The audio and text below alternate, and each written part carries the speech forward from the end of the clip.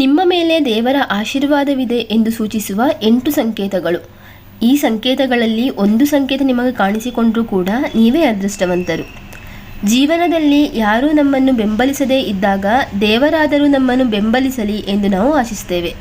ಯಾರಿಲ್ಲದಿದ್ದರೂ ಜೊತೆಯಲ್ಲಿ ದೇವರೊಬ್ಬನಿದ್ದರೆ ಸಾಕು ಎಂದುಕೊಳ್ತೇವೆ. ಸುಖವಾಗಲಿ ದುಃಖವಾಗಲಿ ನಾವು ಮೊದಲು ದೇವರನ್ನು ಸ್ಮರಿಸ್ತೇವೆ. ದೇವರು ಯಾವಾಗಲೂ ನಾವು ಮಾಡುವ ಒಳ್ಳೆಯ ಹಾಗೂ ಕೆಟ್ಟ ಕೆಲಸಗಳ ಆಧಾರದ ಮೇಲೆ ಫಲಗಳನ್ನು ನೀಡ್ತಾನೆ.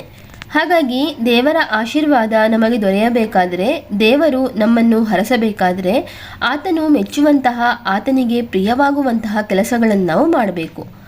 ಕೆಲವೊಂದು ವ್ಯಕ್ತಿಗಳು ತಮ್ಮ ಒಳ್ಳೆಯ ಕಾರ್ಯಗಳಿಂದ ದೇವರಿಗೆ ತುಂಬಾ ಪ್ರಿಯವಾಗಿ ಬಿಡ್ತಾರೆ. ಅಂಥವರಿಗೆ ಎಲ್ಲ ಸಂದರ್ಭದಲ್ಲೂ ದೇವರ ಬೆಂಬಲವಿರ್ತದೆ.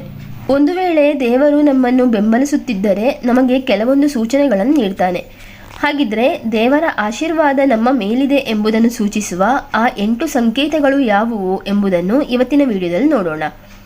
ಮೊದಲನೇದಾಗಿ, ದೇವರಿಂದ ಆಶೀರ್ವದಿಸಲ್ಪಟ್ಟ ವ್ಯಕ್ತಿಯು ಒಳಗೆ ಮತ್ತು ಹೊರಗೆ ಶುದ್ಧನಾಗಿರ್ತಾನೆ. ನಿಮ್ಮ ಬಟ್ಟೆಗಳು ಶುದ್ಧವಾಗಿರಬೇಕು. ಇದು ಬಾಹ್ಯ ಶುದ್ಧತೆ ಮತ್ತು ಸತ್ಯತೆ, ಪ್ರಾಮಾಣಿಕತೆ, ಇದು ಆಂತರಿಕ ಶುದ್ಧತೆ. ಹಾಗೆಯೇ ಎರಡನೇದಾಗಿ, ಯಾವ ವ್ಯಕ್ತಿಗೆ ದೇವರ ವಿಶೇಷ ಆಶೀರ್ವಾದವಿದೆಯೋ ಅವನು ತನ್ನ ಪೂಜೆಯ ಫಲವನ್ನು ಇತರರಿಗೆ ನೀಡ್ತಾನೆ. ಅಂದರೆ ಅವನು ತನ್ನ ಸ್ವಂತ ಕಲ್ಯಾಣಕ್ಕಿಂತಲೂ ಮೊದಲು ಇತರರ ಕಲ್ಯಾಣದ ಬಗ್ಗೆ ಯೋಚನೆ ಮಾಡ್ತಾನೆ. ಮೂರನೇದಾಗಿ, ದೇವರಿಗೆ ಪ್ರಿಯನಾದ ವ್ಯಕ್ತಿ ಎಂದಿಗೂ ದೇವರಿಗೆ ಪ್ರಿಯವಾಗದೇ ಇರುವಂತಹ ಕೆಲಸಗಳನ್ನು ಮಾಡುವುದಿಲ್ಲ.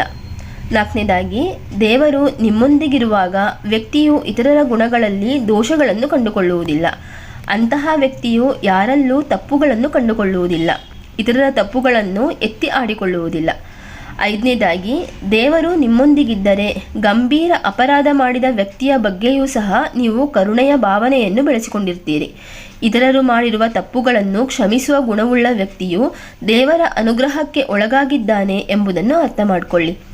ಆರನೇದಾಗಿ, ಯಾವುದೇ ರೀತಿಯ ಗೌರವ, ಪ್ರತಿಷ್ಠೆ, ಖ್ಯಾತಿ, ಸ್ಥಾನ ಮತ್ತು ಕೀರ್ತಿಯನ್ನು ಪಡೆದುಕೊಂಡ ನಂತರವೂ ಆತನ ಮನಸ್ಸು ಅಹಂಕಾರವನ್ನು ಪಡೆದೇ ಇದ್ದರೆ ಅದು ದೇವರ ಆಶೀರ್ವಾದ ಅವನ ಮೇಲಿದೆ ಎಂಬುದರ ಸೂಚನೆಯಾಗಿದೆ. ಏಳನೇದಾಗಿ, ದೇವರ ಬೆಂಬಲವನ್ನು ಪಡೆದುಕೊಂಡಿರುವ ವ್ಯಕ್ತಿಯು ಹೆಚ್ಚು ಧೈರ್ಯಶಾಲಿಯಾಗಿರ್ತಾನೆ. ಯಾವುದೇ ಸಂದರ್ಭದಲ್ಲೂ ಯಾರಿಗೂ ಕೂಡ ಅವನು ಹೆದರುವುದಿಲ್ಲ.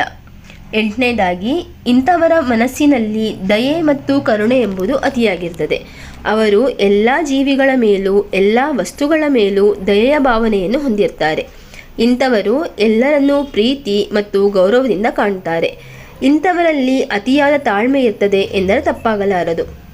ಯಾವುದೇ ಒಬ್ಬ ವ್ಯಕ್ತಿ ತನ್ನ ಜೀವನದಲ್ಲಿ ಈ ಎಲ್ಲ ಲಕ್ಷಣಗಳನ್ನು ನೋಡಿದರೆ ಅವನು ದೇವರ ಆಶೀರ್ವಾದವನ್ನು ಹೊಂದಿದ್ದಾನೆ ಎಂಬುದಾಗಿದೆ.